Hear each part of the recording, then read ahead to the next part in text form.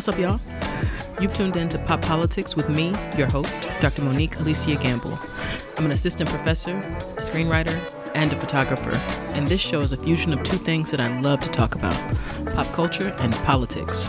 So let's get to it.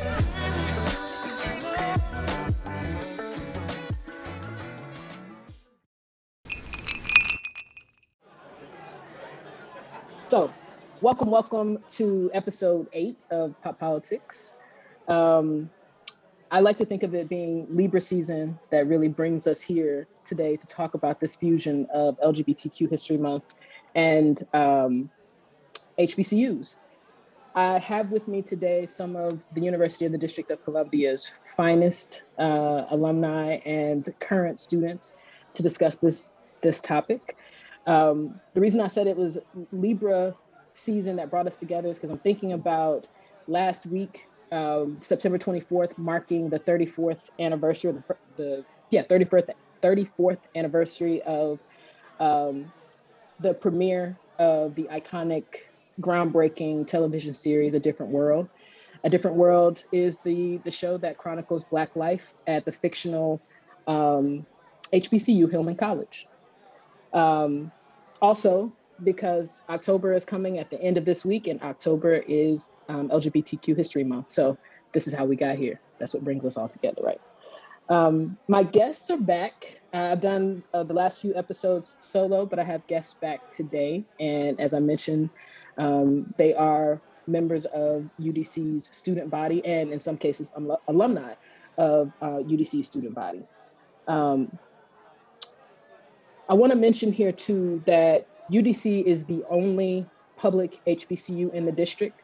And I'd like to think that, not that I like to think, I know that it serves a special meaning and it holds a special place in the city. It has a unique and very sort of specific kind of space in Washington, DC. And so I'm super proud to have y'all here with me. In terms of structure, what I'm about to do is introduce all of my guests by ways of their bios, and then I'll leave a little bit of space for them to say more about themselves and what they know, what they want y'all to know about what they do and who they are. And then we'll move into the questions. That sound good, everybody? Beautiful. Okay, first up.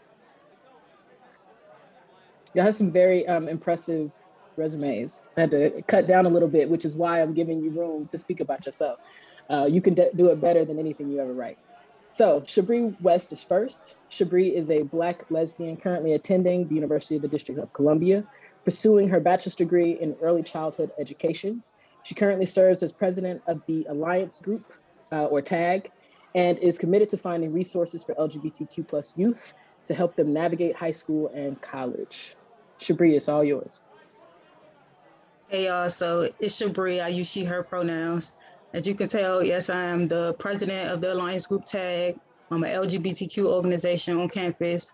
I'm also a student assistant for the Center for Diversity and Inclusion and Multicultural Affairs. I'm a social ambassador fellowship. And my project, I actually just created a project, and it's the LGBTQ Advisory Board that consults with the administration. And it's basically an accountability measure for the administration. I just started this project. I'm very excited about it. I'm unapologetically Black. I'm an educator. I'm a feminist. I'm an activist. I'm an organizer. My people are my family, my friends, my sisters, my brothers, my aunts, my uncles, my friends, if I didn't say that again, the LGBTQ community, the Alliance Group TAG, you all here with me. Those are some of who my people are. I love it. Thank you, Shabre. Welcome. Next up, let's go to Taylor. Taylor is a Black non-binary lesbian and a 2020 alumnus of the University of the District of Columbia. At UDC, they served as the rechartering president for the Alliance Group, TAG, that I mentioned earlier, and a student assistant at the Center for Diversity, Inclusion, and Multicultural Affairs. Taylor currently works at the DC affiliate of Planned Parenthood as a community organizer, fighting for reproductive health and rights, and is a graduate student at George Mason University, concentrating on women and gender studies. Welcome, Taylor. Thank you. Hey, y'all. It's nice to be here. Like Dr. Gamble said, my name's Taylor. My pronouns are they, them. I'm a Black non-binary lesbian. I'm a student like Shabre. I'm a teacher like Shabre, community organizer, Black feminist. I am my ancestors' baby. I'm a friend, I'm a lover, I'm a creator, a manifester, and a fighter for the liberation of all Black people. And I think that my people, who are my people? My people definitely hold all of the identities that I named for myself. But something that I've been thinking about more specifically recently, I've identified that my people are also those who are actively fighting for their personal healing, to break cycles of trauma in their familial lineages, because those folks are who I feel safe, seen, and most understood by. Beautiful. Thank you, Taylor. And rounding us out is Trinice McNally. Trinice is a Black queer feminist, migrant, and survivor who is a nationally recognized transformative leader, student affairs professional, organizer, and creative, committed to liberating oppressed people. She currently serves as the founding director of the Center for Diversity, Inclusion, and Multicultural Affairs at the University of the District of Columbia. In addition, she is the founding organizer of the Envisioning Safety on Our Campuses DMV project and the founding director, CEO of TJM Forward Culture, Education and Organizing Group, which is an educational consulting agency committed to developing art, program, and organizing initiatives that mobilize societal change and transformation.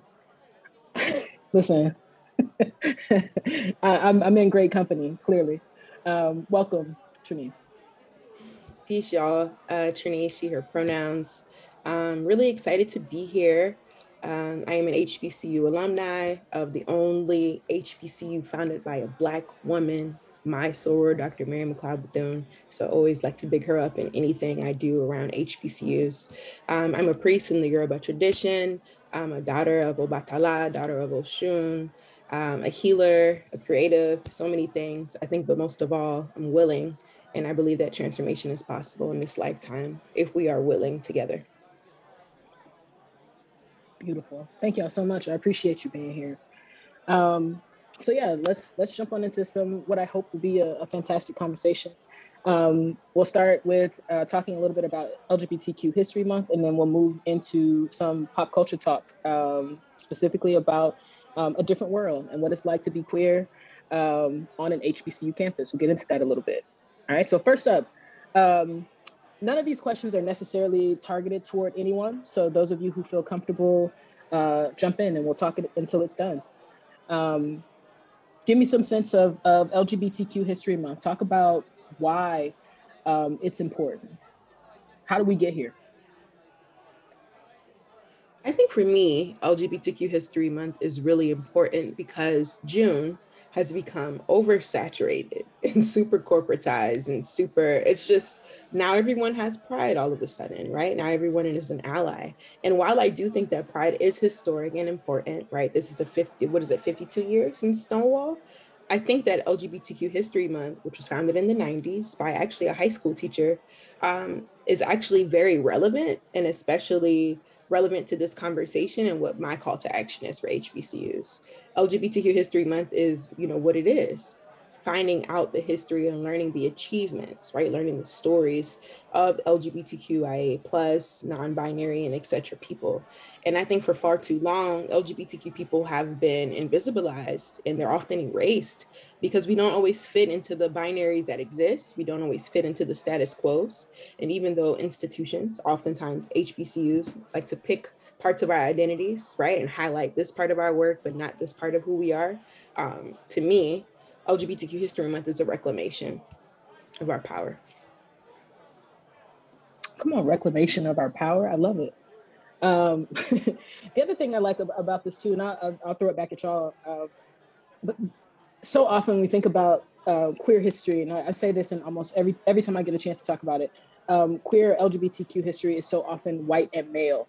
And so I appreciate any opportunity to add some color in any number of ways in talking about LGBTQ history. So I appreciate y'all drawing that link, and especially making a home and a place for it on campuses that are largely Black and brown and don't like to deal with all of those intersecting pieces of our identity. So I think it's dope that we're even having this conversation. Yes. Anybody else on LGBTQ history? You want to go back to something we don't know, or talk more about these origins on the origins of LGBTQ History Month?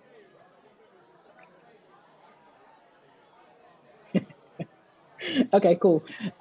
Then talk a little bit about, let's bring it specifically to HBCUs. Talk about or share some impactful or significant icons LGBTQ legacy at HBCU. I can share. So I think when I think of an impactful or a significant person, I think about Bayard Rustin. He attended Wilberforce University, and I attended Central State University, and most folks don't know that Central State University and Wilberforce was actually a school together, but then Wilberforce University became private. When I think about Bayard Rustin, you really can't talk about Martin Luther King without including Bayard Rustin. And most folks know that he was an openly gay man, and he was, before gay liberation, he was out about his sexuality, and it was a lot of homophobia back then. So I just feel like a lot of people don't know that Bayard Rustin, who he is, and like what he brought to like the society, and like who he was. And he was basically, he was a gay open man, and he contributed a lot to what we have now. Mm-hmm. So that's who I think of. I really love that you brought up Bayard Rustin, especially in the context of HBCUs, right? Like we think about openly Black gay men in fraternities and sororities and what that experience is. For those of us that are Greek and queer, Bayard Rustin was an Omega, like in the 30s, So I couldn't even imagine, right? Like what was his experience? We could assume that it could have been negative, or suppose it was actually positive, right? And because of the ways that homophobia and transphobia like literally takes over people's bodies like a possession, he didn't have like that open support, So I really love that you brought him up, because most people don't know, not just about the March on Washington, but he was criminalized and thrown in jail for being gay so many times. So many other civil rights leaders didn't even want to hang out with him because he was gay. It's just absurd. People that come to mind for me, there's like a litany. Zora Neale Hurston, who went to Howard University. I think Black people's gift when it comes to culture, anthropology, and ethnography. And when it comes to hoodoo, all things culture and spiritual, she's like initiated into several traditions. And she had a shitty experience at Howard University. And she talks about that a lot in her writing, what it meant to be poor and working class and trying to survive this very debutante, cotillion like type of introduction into Blackness and the elite. I think of Lucy Diggs Slow, who actually is a founder of Alpha Kappa Alpha, Sorority Incorporated. More importantly to me, she is the first Black woman to be a dean in higher education. She was a Black lesbian, and Howard University killed her because they spent most of their time, Mordecai Johnson, the first Black president at Howard University. I'm gonna spill it. I see. I'm going to tell the truth about what happened. There's a part of me that's like slightly pinched, given that Howard is my alma mater, but truth telling. The truth, we got to tell the truth. Drag Bethune-Cookman and how homophobic they are. I will tag you in. Let's jump in it. She had a terrible experience, y'all. When she wanted to live with her partner off campus, because that's what grown people do. They live with their boo.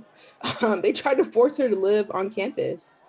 They tried to reduce her role as a dean, and she got terribly sick and ill, and they weren't really supportive. And in some unpublished work, actually facilitating campus climates with Dr. Beverly Guy-Sheftall, led a lot of research at Spelman. There is some unpublished papers that we were able to access with her wife, talking about like people like Mary McLeod Bethune and Eleanor Roosevelt coming to her rescue at Howard, like standing in for her because of the amount of homophobia and really sexism that was happening at the institution. So I think of her, and I don't think that Howard actually gives her enough like respect or acknowledgement. I mean, there was a slow hall from what I recall, but it doesn't even exist. How could the first Black woman in higher education, I just had an HBCU, like to be a dean, not receive the respect and like the dignity even in her death.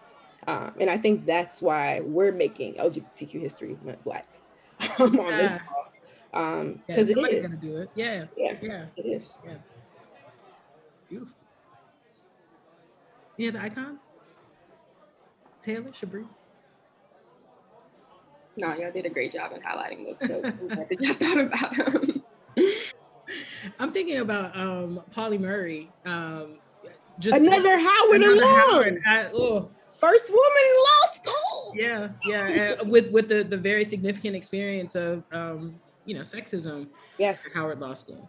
And I also think it's interesting how in more recent conversations, there's been talk about Pauli Murray's like gender identity later. Yeah. So it's in so many conversations that we have about the roots of the linkages between Blackness and queerness, or the roots of queerness that exist within our Blackness. There's so much of it that's erased, beyond pop culture, but just living, breathing, being present, having been here. And I think it's interesting that as we talk about one of these sort of bedrocks of Black and queer history, we're talking about their gender identity too. So you can't sort of we can't distance ourselves from these ongoing kind of fluid discussions about gender and sexuality. It's all a part of our story. I love that part. And that's been so interesting because I've been learning that too, that some people are still saying woman, but apparently there's some people in the family that would like to stick to woman as the identity. So I'm trying to also push myself to say they and them as well, because Pauli can't speak for Pauli not here no more. Right. And I think that goes to show you what life could have been like if we were ahead of the curve. Or if we just had access to language to be able to describe our identities. That's when people are like, well, don't label me. I'm like, it's actually power. It's not really the label, it's power in understanding the identity and like standing in that. Absolutely. So, thank you for bringing up Pauli Murray. Sure thing. Names are powerful. Labeling a thing, there's power in that. And to the point that you made earlier about reclaiming power in saying whatever your name is, or saying however you want to be named, I think that there's it's okay to grasp the power in that. So I appreciate that. Let me bring in a different question here. So let's talk about something then that I suppose all of you can speak to. Your interest or your work in LGBTQ organizing or LGBTQ activism on HBCU campuses, and specifically on UDC's campus. What can you tell me? I can hop in. So I feel like first and foremost, I always give credit to Trinice for introducing me to the world of campus organizing and Black feminisms, honestly, because I learned so much during my time working at the Center for Diversity, Inclusion, and Multicultural Affairs. But something that I think has kept me in the work is learning the ways that system of oppression operate, and then how systems like patriarchy, anti-Black racism, sexism, transphobia, fat phobia, et cetera, how they all impact the lives of those who hold intersecting identities. And so like those who hold these identities that are marginalized through the intersections of things like race, gender, and class, ability status, immigration status, et cetera, we have to navigate the world in like a very specific and particular way. And organizing for the eradication of these systems for myself and for folks who are like me is something that I am committed to as a lifelong goal. So. Awesome. Thank you so much for that. I couldn't help but, as you guys are talking about institutions, I can't help but think, I love that this conversation has brought these two things together. When I was writing out the notes for this episode, I kept thinking about how, HBCUs are we've so often thought of HBCUs as a place of like safety and inclusion for Black people. But when you have other identities associated with Blackness, it's not always that space. And so I appreciate greatly the point that you just brought up there, Taylor. It's good to kind of make that connection. Yeah. For me, I kind of started this work and organizing actually when I met Taylor. So it's kind of like a little domino effect a little bit. So I met Taylor, and through Taylor, I was introduced to TAG. And just learning about TAG and the issues that the LGBTQ community faced at UDC. I know when I came to UDC, it wasn't really a space where, I felt like it was a lot of, LGBTQ folks, so I didn't have that community. So when I joined TAG, I saw people like me, you know what I'm saying? I had conversations with people, and also like I learned that I wanted to see my people free. And what that means is like them being able to be safe, walking down the street, not being judged based on, their sexual orientation or their gender identity. And when I say free, that means like, having access to everything they need, food, clothes, shelter, without prisons and police. For me, that's what I look like. Safety. That's what safety looks like to me. So just being able to like do this work and seeing that, like LGBTQ folks, they matter, we matter, and that's kind of like what started me in this work. Just showing that. Yeah. Oh, no, go ahead. With pride. I just gotta say, I'm like beaming with pride over here. I'm like, and talk your shit, y'all. Talk your shit. Sorry, I know you know that feeling. Mm-hmm. Like I know you when you like see your former students who like now are your comrades, like talk their shit. Like, I mean, geez, I could cry over here. It's the reason why we do any of this is for y'all to graduate to that place.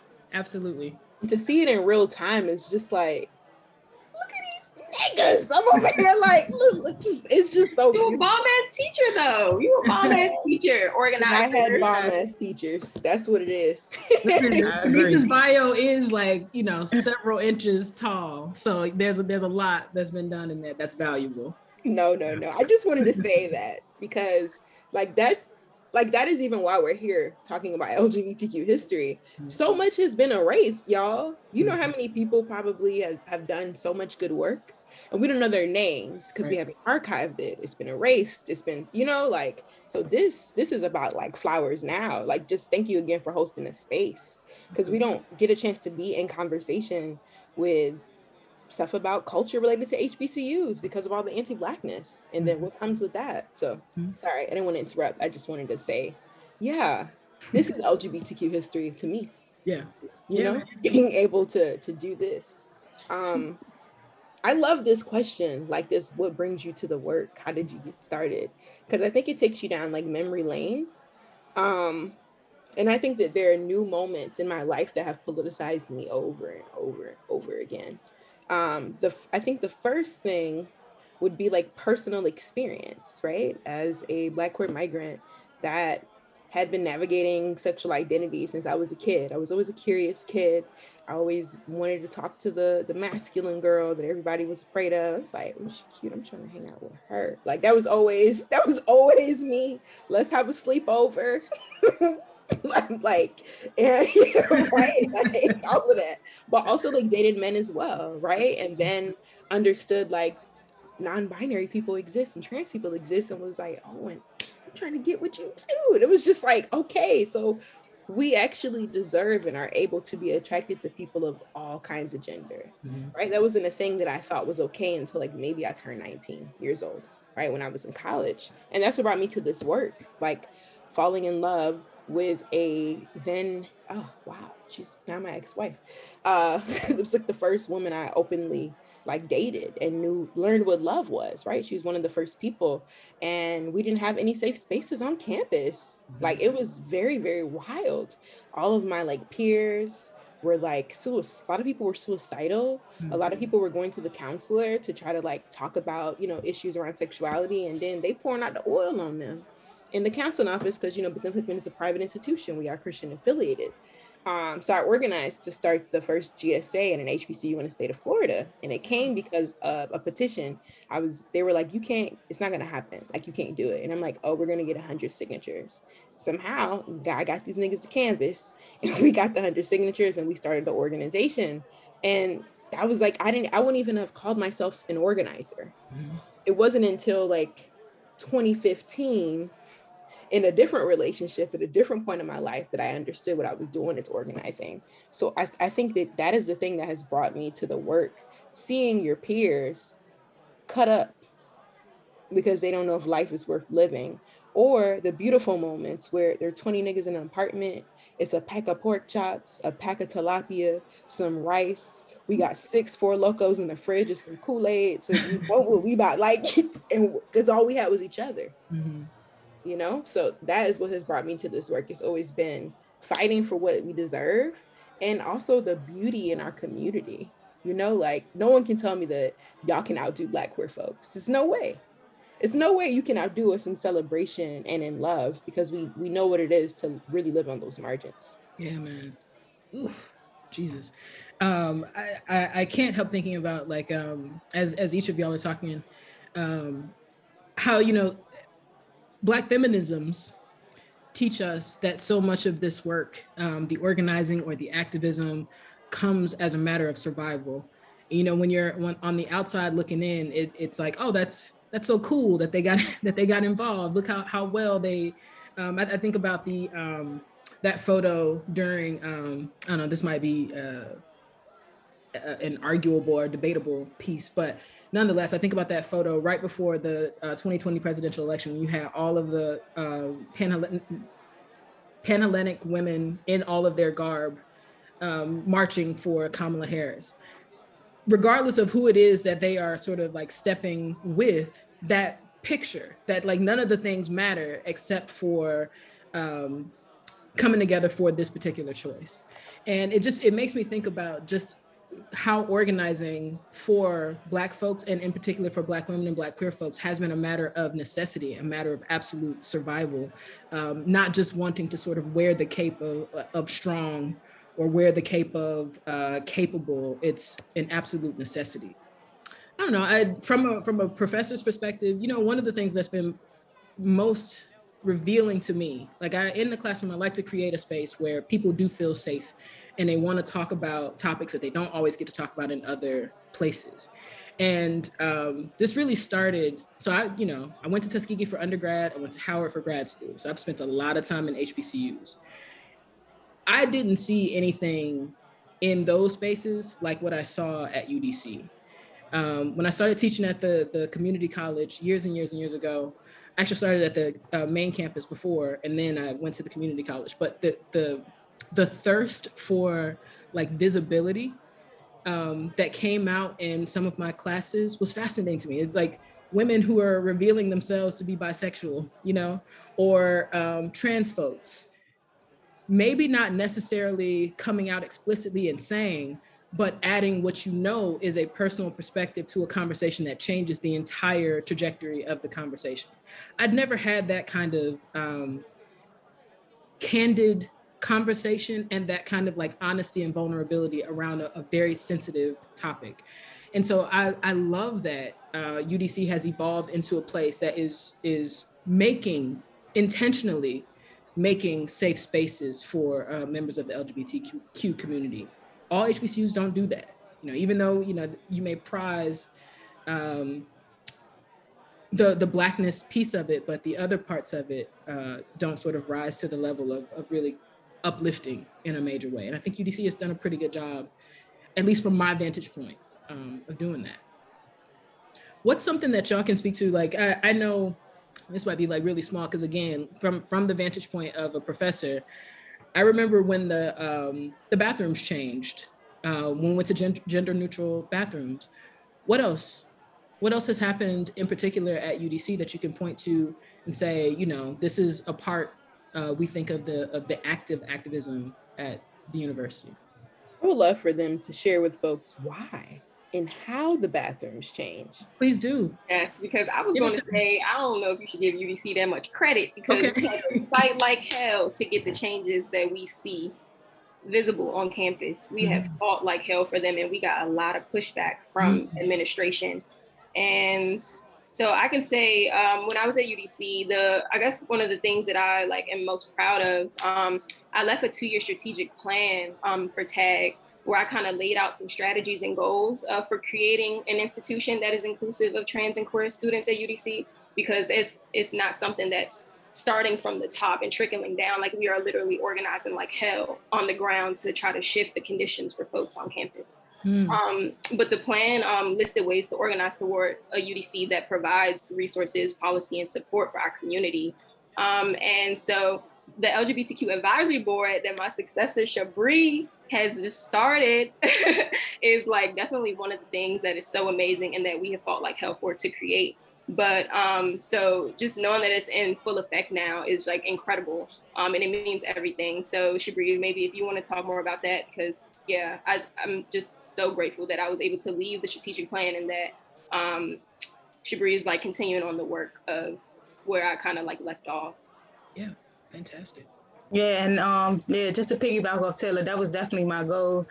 Becoming a president. I know oftentimes like when people like leave and graduate, the work is like left undone, and nobody is able to like step up to that leadership and continue to work. And I definitely wanted to, hold myself accountable because I knew it was still work that needed to be done. So that's why, I came into this leadership to become president. And becoming president, the alliance group, we came up with a list of demands, and on some of the demands we had like cultural competency trainings, and one of the other demands was to get we recently encouraged the institution to get to put pronouns in their email signature. And although it might be a small win, a win is a win, and I'm really proud of it because we've been asking for these things like continuously these times, and it's just now taking place. So I know getting the all gender restrooms was definitely a huge moment, especially while Taylor was there. But getting the gender pronouns on our email signatures, that's just one little step. But I know like there's so much more work that has to be done, and those are just a small amount of things that I'm proud of right now. It's continuing the work that Taylor has left, creating this LGBTQ advisory board. Yeah. Okay. I'm curious about what's some of the pushback that you've gotten. Like, what's the most absurd piece of pushback that you've gotten from an idea you guys have had?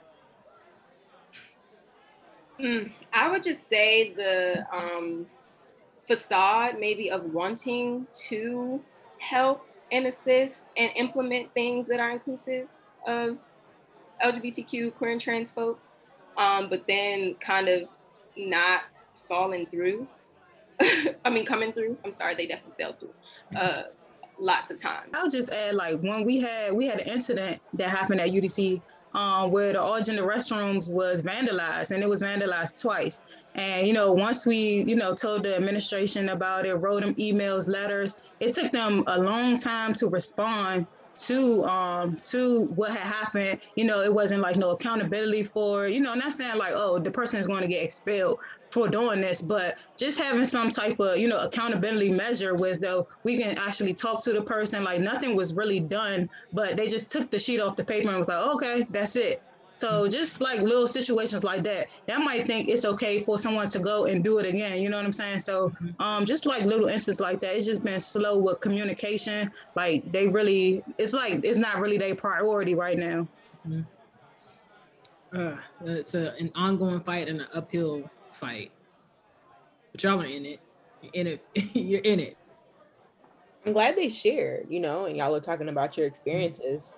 I have told y'all and will always tell y'all, you have a lot more power than I do, right? As students and as alumni, right? To say your truth. But I'm really glad, Shabre, that you talked about the vandalism, right? Because that shows the power of organizing. And oftentimes there are moments that politicize us, right? Or like move us to action. And that was a very wild time for us, Dr. Gamble. Like you imagine you come out of your office and one of the only all gender restrooms on campus is vandalized. And then it happens again the next day. Mm-hmm.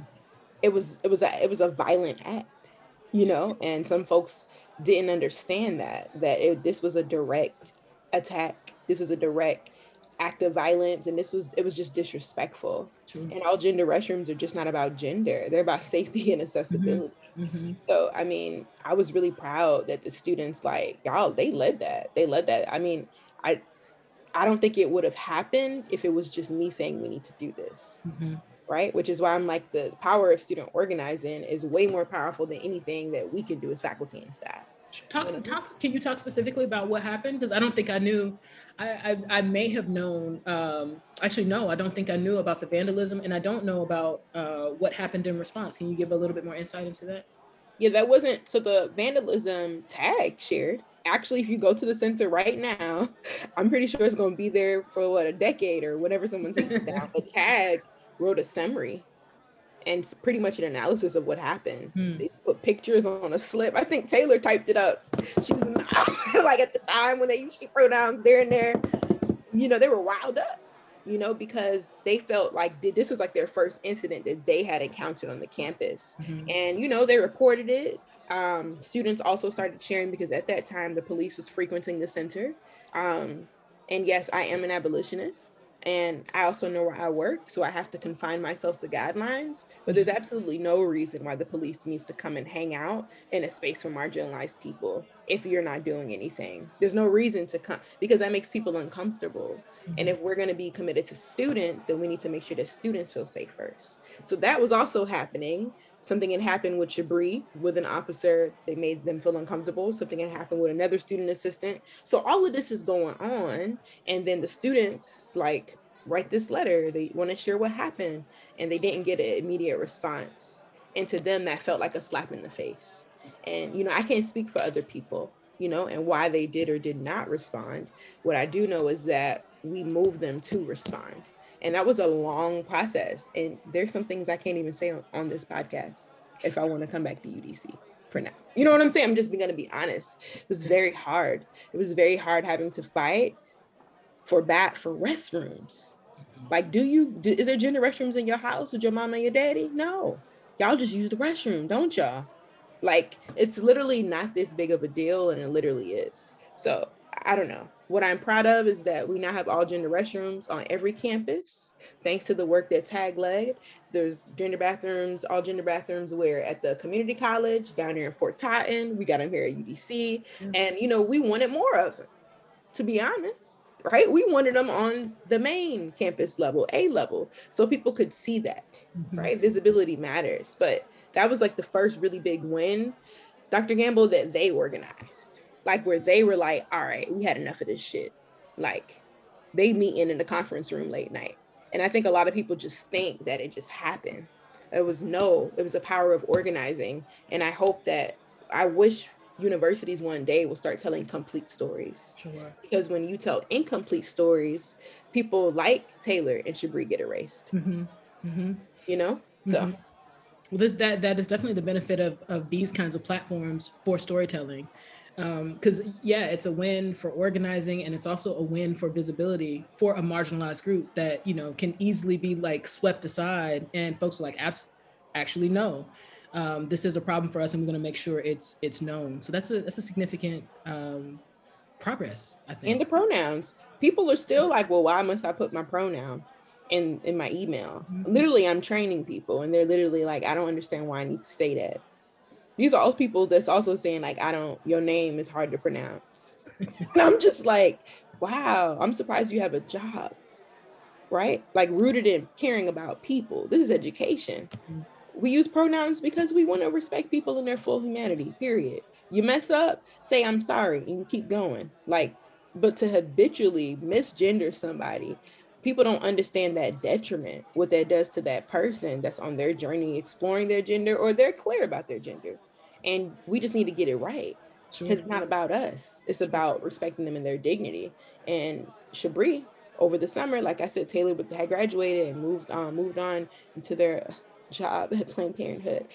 But like, they had to continue that work. And they urged President Mason to send that letter out and for him to do that. So, you know, he is willing to talk to them, and he has been, you know, like, I think that has been very helpful, because if no one listens and cares, then nothing happens. Right. But I don't want people to get it twisted. It's because of student organizing is why any of this has happened. Thank you. I appreciate you correcting the story. We will not get it wrong next time. It's out there now. All right, cool. So let's move into Black pop culture a little bit, so we can talk about a different world, however you want to use it contextually. Like I mentioned earlier, you know, I, as a kid growing up in like the 80s and 90s, and my dad went to Tuskegee Institute, and I went to Tuskegee University for undergrad. And so HBCU life has been a part of my life for as long as I can remember. One of my favorite photos is of my parents taking me to a Tuskegee homecoming. I'm like 2, and my dad is like his hands are open and he's just kind of letting me run.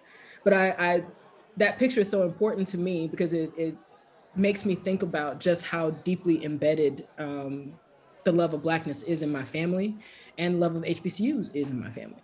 And so seeing a different world has just been massive for me. But as I get older and as my queer identity starts to form, it was like, there's something about that Black experience that was missing. And even, in my understanding of my own HBCU experience, it looked in a lot of ways like a different world, and in a lot of ways not like a different world. And so I'm wondering if y'all can speak to, I think Shabre mentioned like when she first got to UDC, not really feeling a strong sense of LGBTQ unity there. How did that change over time for you, or if it changed over time for you? In what way did it? Yeah, so coming to UDC, I ain't really had that community, but I actually met Taylor through in the student center, working with her in the student center, and I actually we happened to be in an event together. Well, not even an event. I was working at one of the events, and I believe Miss McNally was up there like teaching it or doing something. I was like, wow, like this probably where I need to be. Like I probably need to learn like more about language and political education, why we use pronouns, and then through there, Taylor was already like into the work, and just basically just me and Taylor. It was just me and Taylor, and getting involved with TAG has led me to this work, and I couldn't be more grateful to like this is how I got started, and then through there I start like educating folks and letting people know about TAG, and they start being interested in TAG, start talking to my family more, start talking to my friends more. Like some of them like, well, what does it mean to be queer? Like what does trans mean? So just having these conversations, now I'm able to have these conversations with my friends and my family, and just like give them some context and just let them know like, we always been here. This work always pretty much been here. And just because like I'm just now getting access to it and getting the language for it, it can definitely still be shared. And I think like people need to know, because people still being murdered, people still being just like homophobic is still here in the families, and it's just sometimes it's just like embedded in them. So I just want to change. Like I know for me, like when I had kids and like when I start doing what I do, like I want to just be able to change that. Like it's not really just female and male, like just letting them know like it's not just that. And I know like it's a lot of things going on with people not wanting to let like younger kids know about like sex education and the culture and queer and all that, but I think it needs to be, young folks need to know about this, because at an early age they knowing who they are, and people like, oh, they don't know who they is yet. No, they know exactly who they are. So I want to be able to, that's what I'm going into education, but I want to be one of those teachers, be like, yeah, you know who you are, and just being there for them regardless. Yeah. And so the community at UDC, the queer and trans community at UDC, gave you a greater sense of that language and a greater sense of that kind of like responsibility to young people. Yes. Yeah. Dig it. Okay. What else? Anybody else have a uniquely interesting queer experience at a UDC or at an HBCU? Well, being in TAG with Shabre, I think being in community with like explicitly being in community with LGBTQ identified folks kind of awakens pieces of me that I didn't know existed.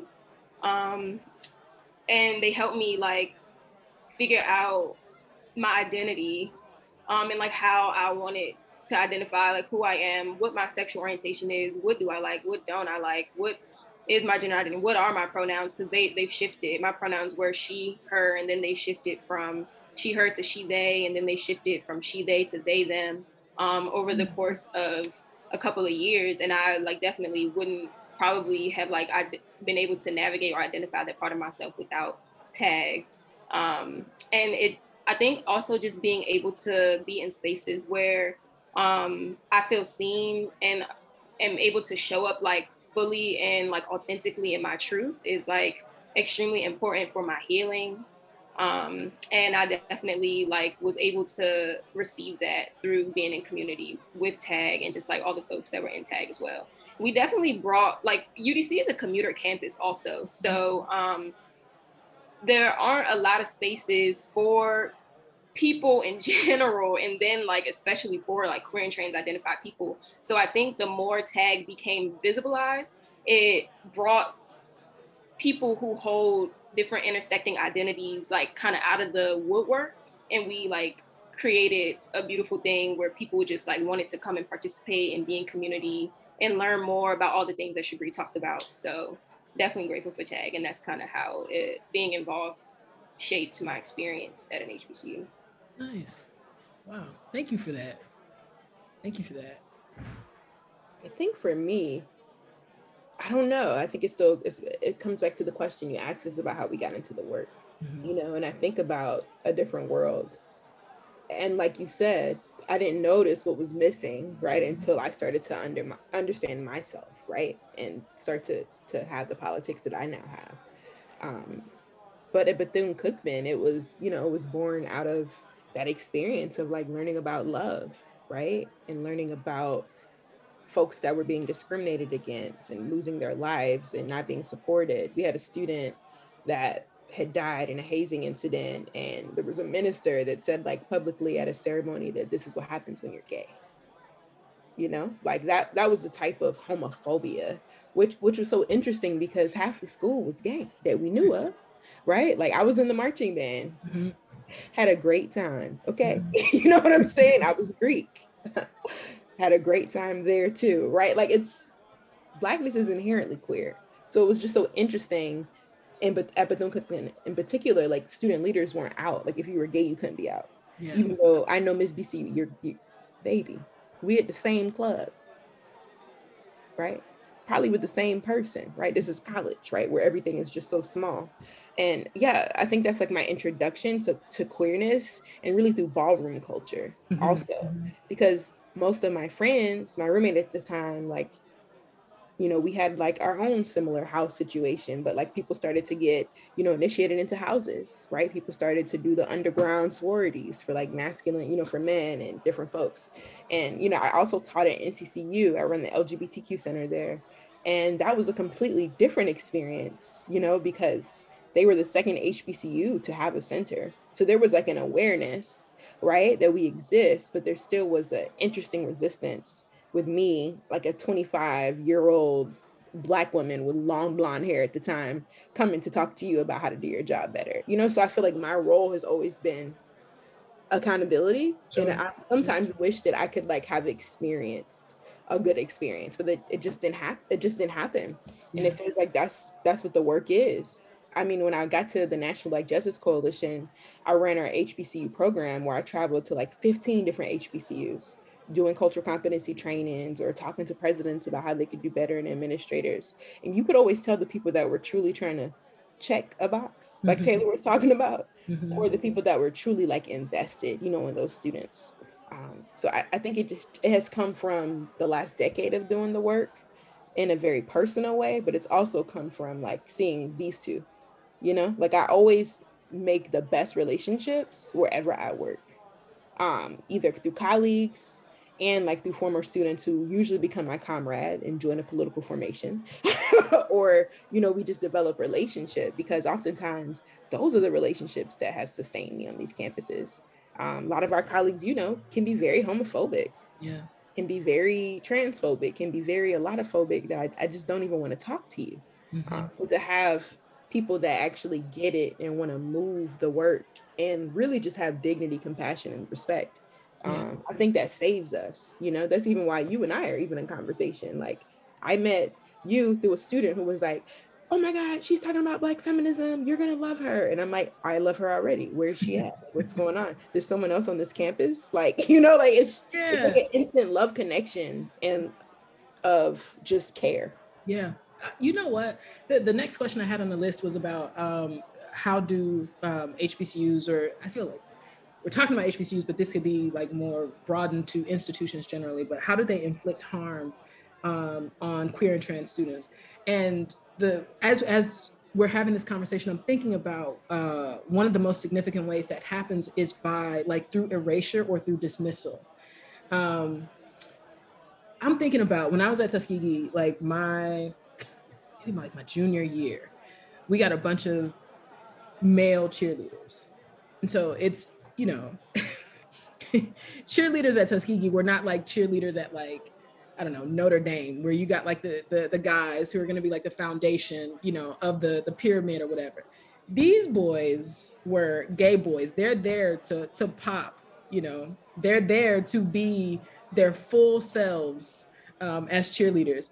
And it was so uncomfortable. Like the students were so uncomfortable at first when I want to say this is my junior year, it may have been sophomore year, but when football season first started, when those boys came out and, you know, the student body recognized that, oh, we have male cheerleaders now, and oh, they're those kinds of boy cheerleaders.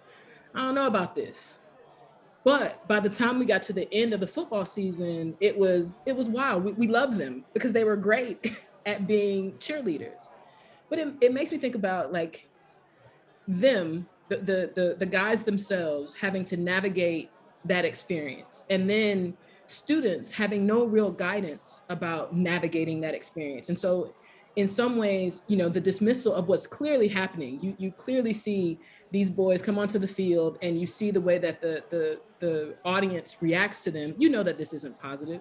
And, you know, by their own strength, by their own fortitude, they're there and they keep going and they still perform and they do a great job, but they also shouldn't have to perform in semi-hostile environments. And I think about how our institutions just sort of withdraw themselves from engaging, knowing full well that maybe a little bit of support here on behalf of these communities would be helpful and would go a really long way in terms of being, you know, inclusive. So I think about that as that sort of dismissal or that withdrawing or that lack of intentionality about being inclusive as one of the ways that our institutions and HBCU specifically unknowingly inflict harm. Are there any other examples that y'all can think of? I know you guys have mentioned quite a few, and I'm maybe asking this question again in another way, but I am curious if there's anything that comes to mind when you think about it like that, knowingly or unknowingly inflicting harm on queer and trans folks. Yeah, knowingly, there's a litany of violence on HBCU campuses when we think about queer folks. A recent one that stuck out is the transphobic letter that a student received 3 years ago at Spelman College. Across the way at Morehouse in 2003, there was a batting incident where a young man was beat to death because another young man thought that he was staring at him in the shower. Like this has really happened, y'all. I could think of there's another incident that happened at Dillard University where there was another incident. And then, you know, we have the ones that we don't talk about, right? And the ones that like we never hear. But I really love how they kind of have really laid it out around like what happens when you don't respond. Yeah. Right? What happens when students have to organize to create what we should be doing, which is our job. Our job is to do the research and understand what student needs are. That's not the job of the student. You know, the student is just gaining real hard life skills and organizing, but truly it's not their job to do this. And I think that leaving it up to students, leaving it up to people like us is doing the harm, because we get burnt out. And then we get labeled as the angry professor or the this or the that. And it's like, if you would care, you know, and you would tell stories that matter to you and that matter to the world without fear, you know, I think we will be in a different place, because Shabre will tell you there's been some breakthroughs, and we can't share someone's business, but Shabre recently had a conversation with someone in a very high position at UDC, and they talked about their sibling who died from HIV. We were talking about the scholarship that we're about to launch that we would love to share with y'all. And it was a moment of connection because they shared that they wanted to learn more about the LGBTQ community as it relates to HIV. And I think that's a powerful conversation to have, given that was the myth, right? That it was us that brought this grid at the time. So it's like, imagine if you would be more willing, or if you just had some humanity, you know, like really it's about humanity, honestly. I think that we would be at a different campus. And I mean, there are organizations who have been doing this work, and BJC has been doing it. The HRC, HBCU Foundation, that is like where I really like met other Black LGBTQ leaders at HBCUs. It's like one of the only programs that targets Black LGBTQ leaders at HBCUs and brings us together for a weekend.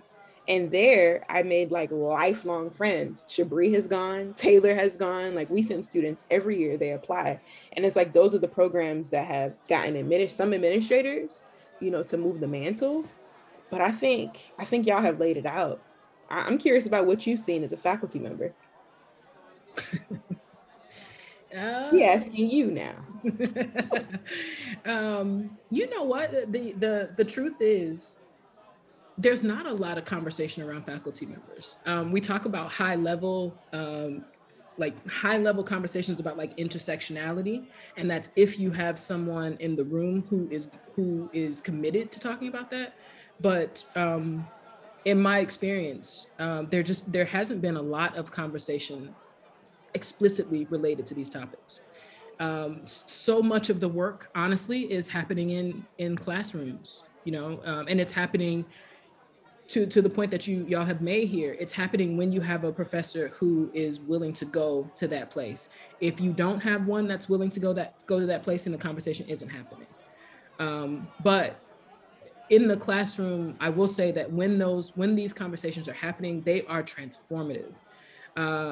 Years ago, I was teaching, I don't know what class it was now, but I had an older gentleman in there. This dude is like, he's got to be in maybe his like mid to late 60s.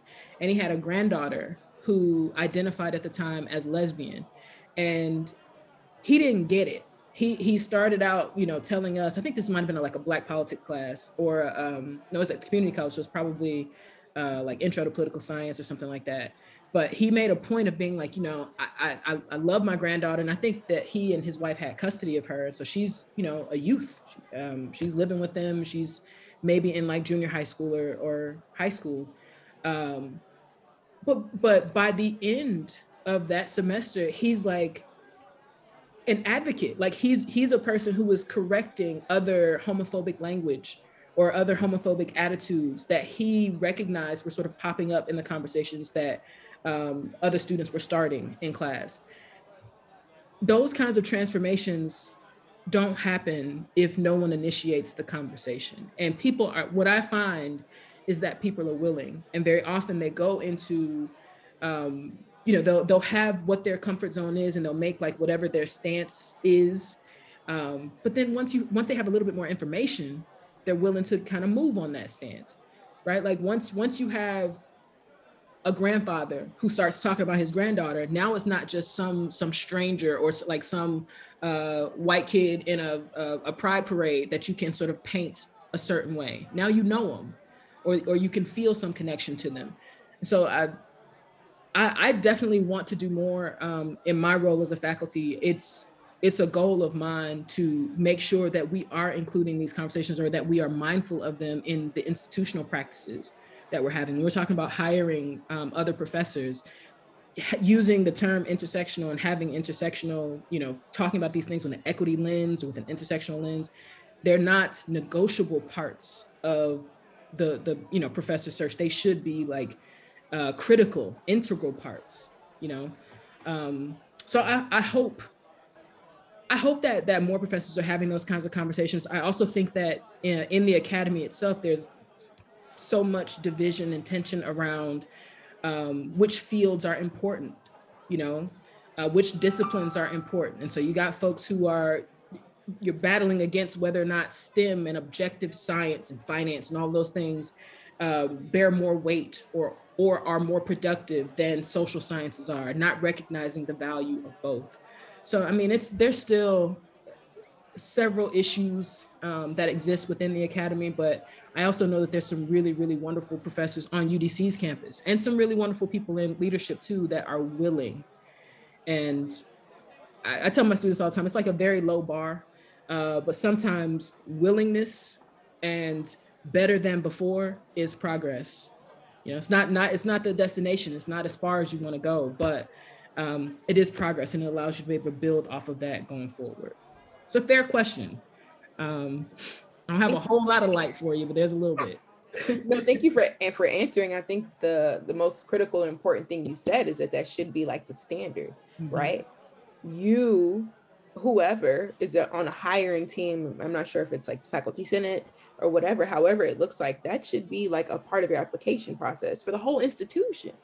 Like the whole institution should be accountable to understanding intersectionality and anti-Blackness and racism and sexism. And that's where we're failing, in my opinion, because most people seem to think that it's just the job of the center, or it's just your job because you teach Black feminist studies. No, it's all y'all job, because these are all y'all students.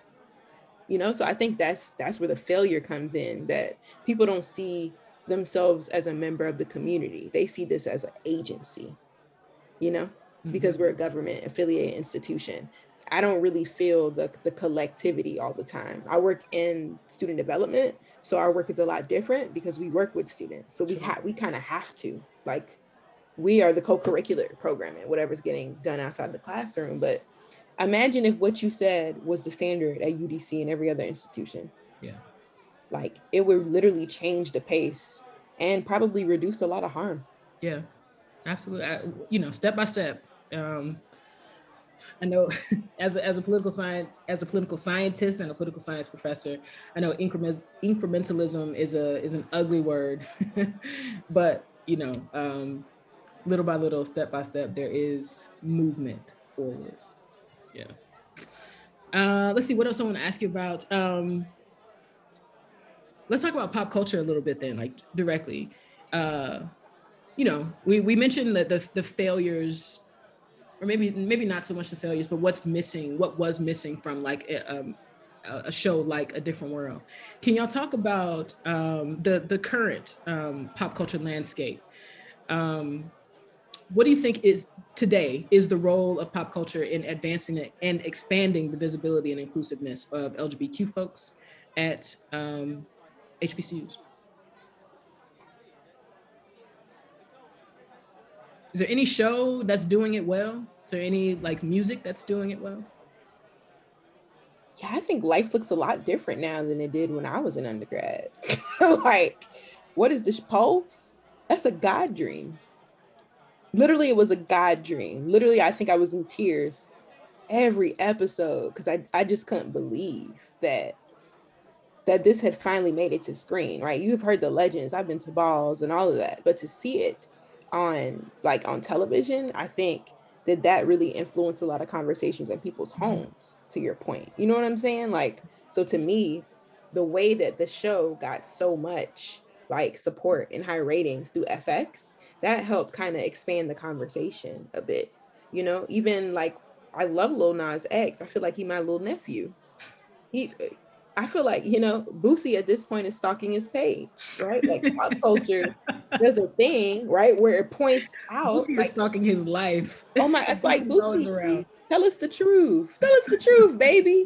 Because every time Lil Nas posts, you got to post. You got to respond. No one's paying you to do this. So I think pop culture absolutely influences people's like ideas around things. And the more wide access that people have to social media, people can like kind of point out, because like I know some people, not my friends, but who probably thought, right, some interesting things about Boosie. I grew up singing Boosie. He got a song called They Dykin'. That's all we had in the 2000s, right? That's the only little gay song that we had.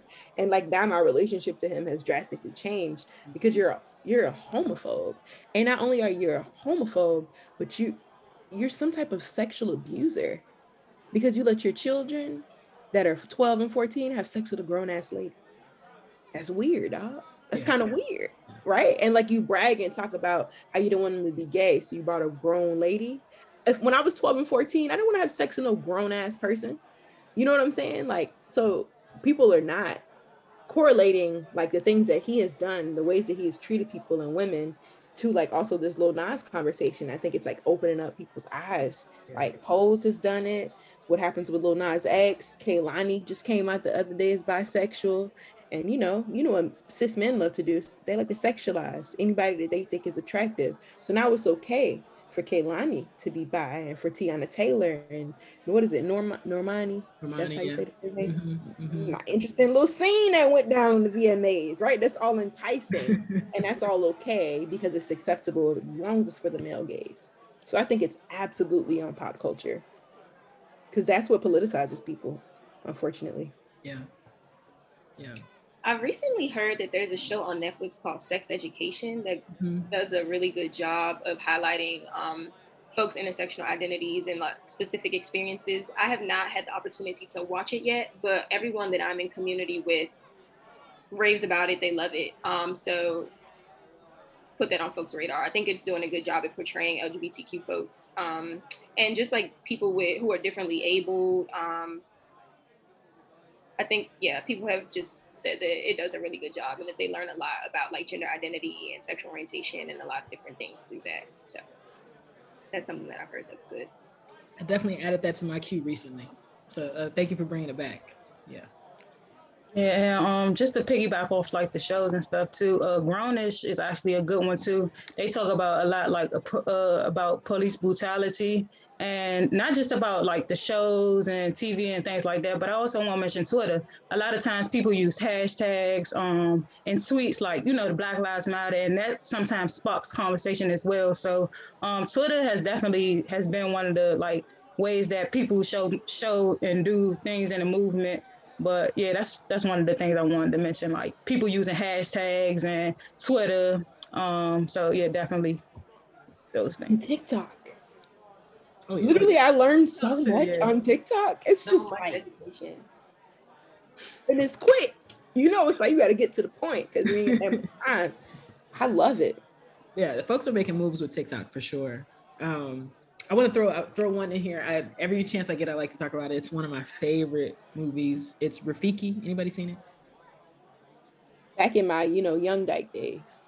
For real? That came out in like 2018. That's about the South African lesbians. I didn't have it because remember that. But that name rings a bell. Taylor, I think you had. Didn't we watch that? I don't think I watched it. It came to like independent movie theaters or something. I don't think I ever had the opportunity to see it. I think I'm talking about the wrong movie then. That's okay. I'm gonna tell you. I'm talking about the movie on Netflix, like The Bluest something, and it's a South African like young lesbian. I don't know this one.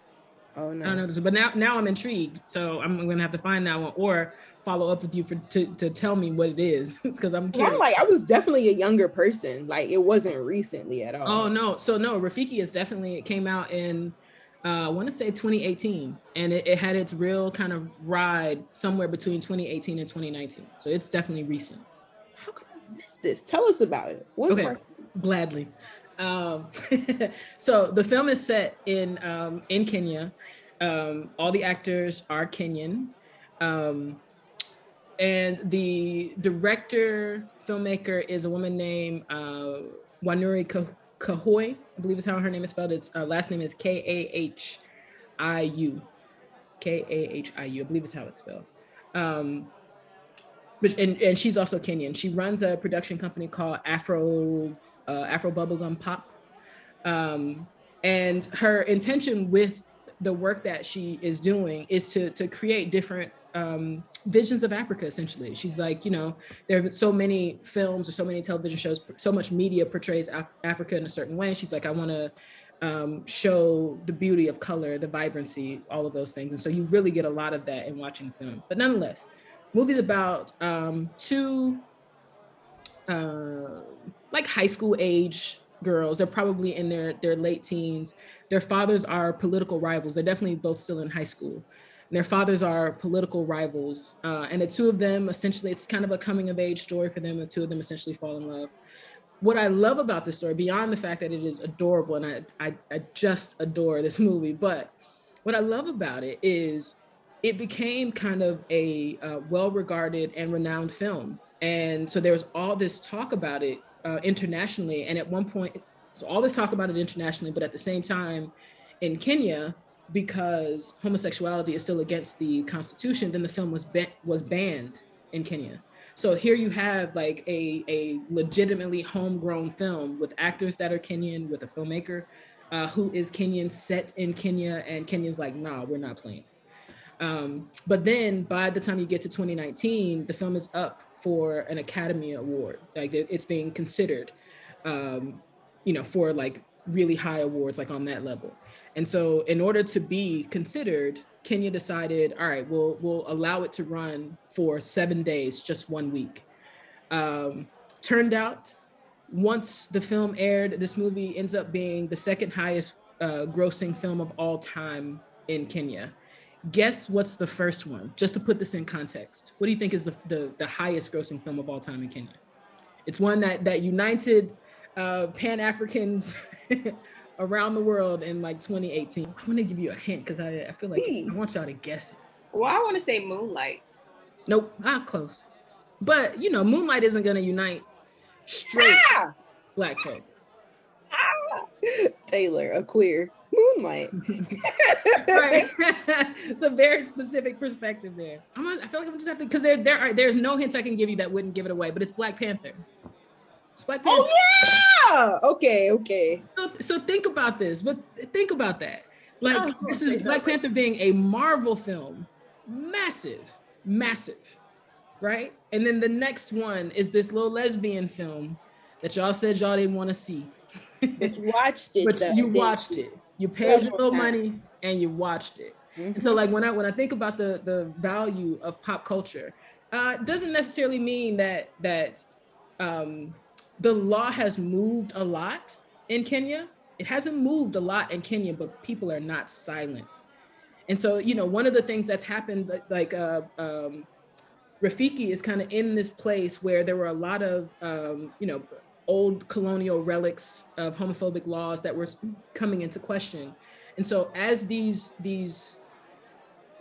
governments, these countries' governments enacted more and more restrictive homophobic laws, they started to realize just then how much more interest and how much more active your queer and trans folks actually are. So where before you could kind of just like paper over and be like, oh, there's nobody who's gonna put up a big fuss.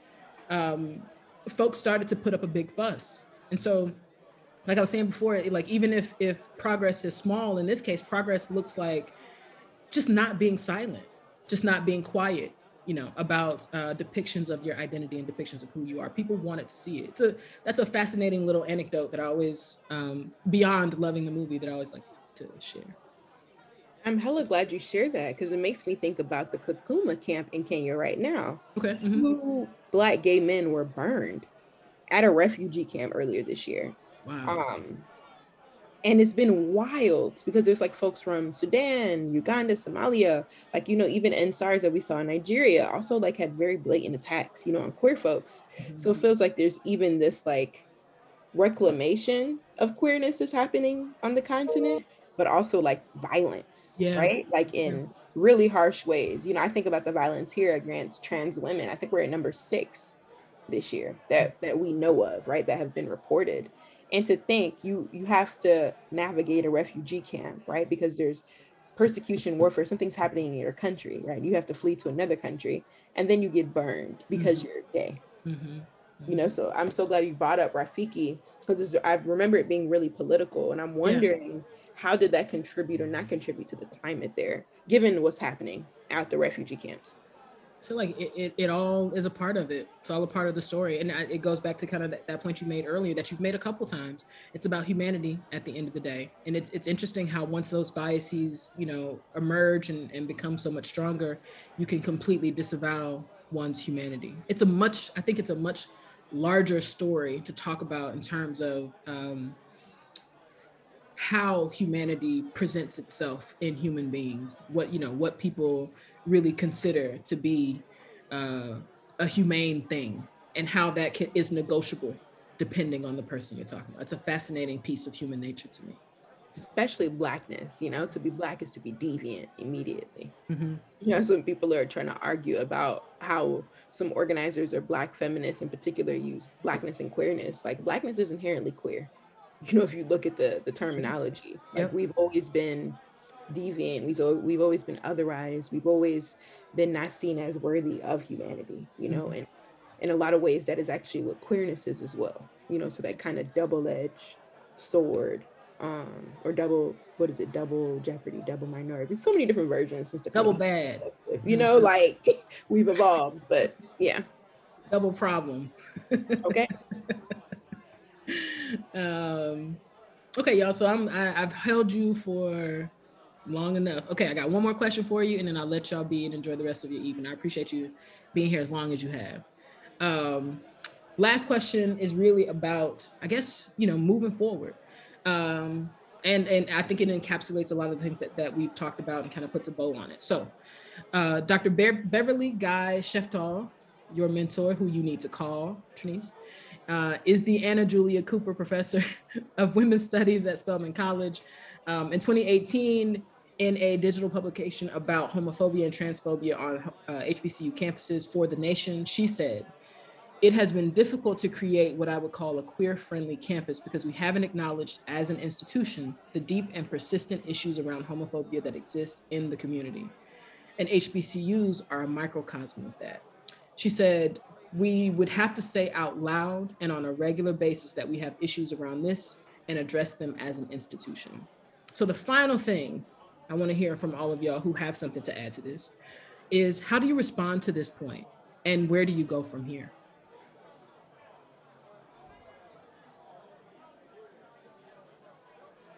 Your where do we go from here reminds me of the Hillary Clinton campaign when Mary J. Blige sat on the couch. It was like, Hillary, where do we go from here?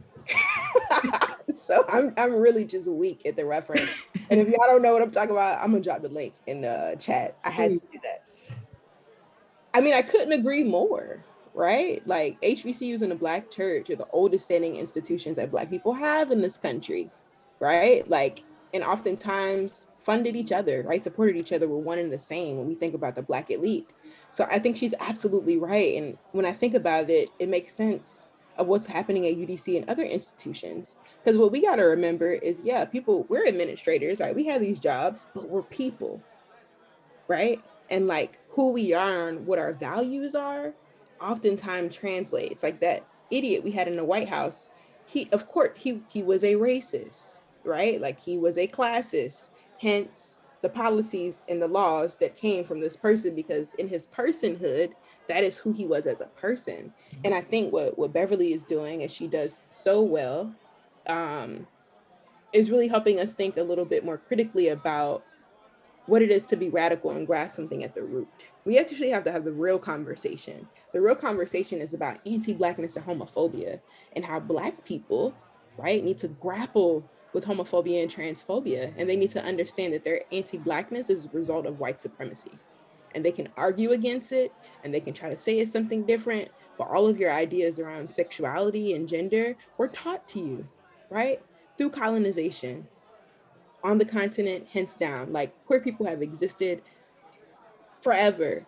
The kingdom of the homie wouldn't have existed. Hell, the Orisha wouldn't have existed, right? Like, so I just think that we need to get honest, and we need to really like undo the white supremacy and the anti-Blackness that like has been so embedded. And let's not forget patriarchy, because it's also at the root of patriarchy that Black women in particular, sometimes, who are homophobic and transphobic, they rest in that. They rest in the roles of gender and the stereotypes around gender. And let's not get on Black men who find it impossible to acknowledge Black women and non-binary folks in particular in their humanity because their masculinity is somehow threatened. So think about it. If that's your president, or that's your teacher, or whoever, how could there be inclusion on campus?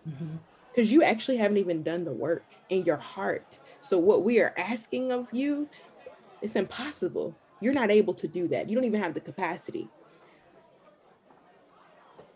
And I don't know if we're going to see it. Bev laid it out, and she's been doing this, the only women's genders studies center at over 105 HBCUs, y'all, in 1981, which is disgusting. right? That she's the only one that has been able to do this. Like, it's wild, but it's Black people too. It's us. I would just say the same, just to piggyback off of what Ms. McNally said. That I agree to what the statement said, and I just want to just like back it off by saying like there is a lack of support that that HBCUs have with LGBTQ students, and right, like it's only 5 out of 100 HBCUs that have LGBTQ resource centers. Like something wrong with that. You know what I'm saying? So just by like censoring LGBTQ folks in higher education, just showing up for us, having these conversations in the classrooms, and having these conversations that with our family and our friends, and yeah, just centering us basically.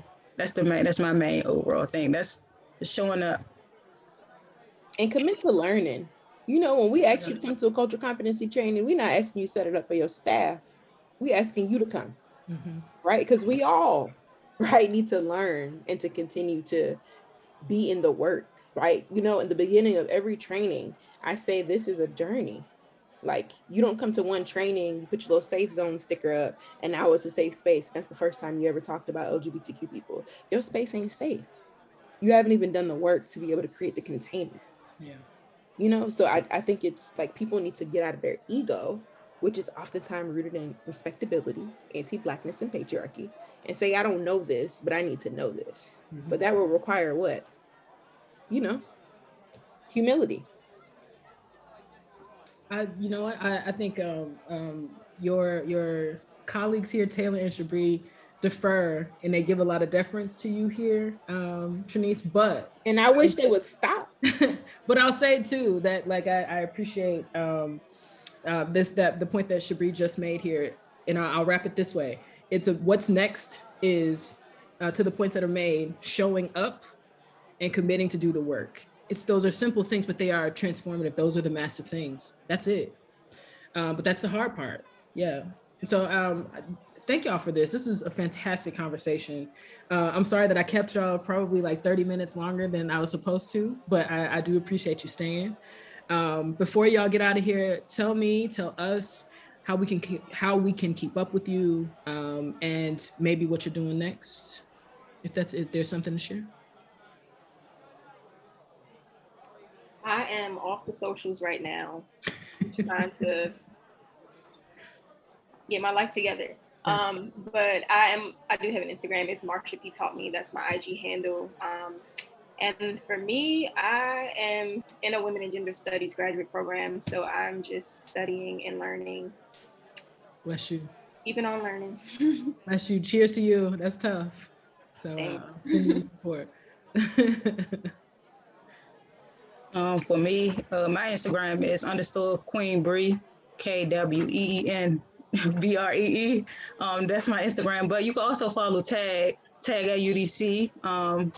Yeah, so, and to talk about just a little bit what I got going on, as I mentioned in the beginning, I have the LGBTQ Advisory Board, and it's aimed at serving for accountability measure that promotes an integrated sense of identity and social responsibility. I'm going to launch in October, LGBTQ History Month, and a part of this launch is the inaugural Essence Hempfield Scholarship that's going to launch, and it's going to be for $5,000. Students will be able to, get that financial support that they need. No matter what you look like, no matter who you are, no matter your identity, no matter your grades, any of that, like you want to be able to apply for this scholarship. So that's a huge thing that I got going on. These podcasts, I appreciate you, Dr. Gamble, for allowing us to be here. And we're going to have a virtual LGBTQ reception for the launch as well. So stay tuned. The details will be coming out soon. Yeah, man. Thank you, Shabre. I'm doing everything Shabre just said. This is my job. I work for her. Obviously, it's apparent. So LGBTQ History Month is coming up. We have so many things planned. You can follow the center at UDC_CDIMA. We also have a feminist book club, Dr. Gamble, that you need to join. We're also doing a creative wellness series. Next week, we actually are hosting Intro to Herbology, where we'll be working with calendula, lavender, a bunch of other herbs, making tinctures and teas. because we're committed to holistic learning and wellness at the center. So we're trying to figure out how do we meet people where they're at and give people what they, what they want. We're also launching a UDC Pride Day video about like, what does pride mean to you? As a person at UDC that attends the institution, as an LGBTQ person, an ally, doesn't matter.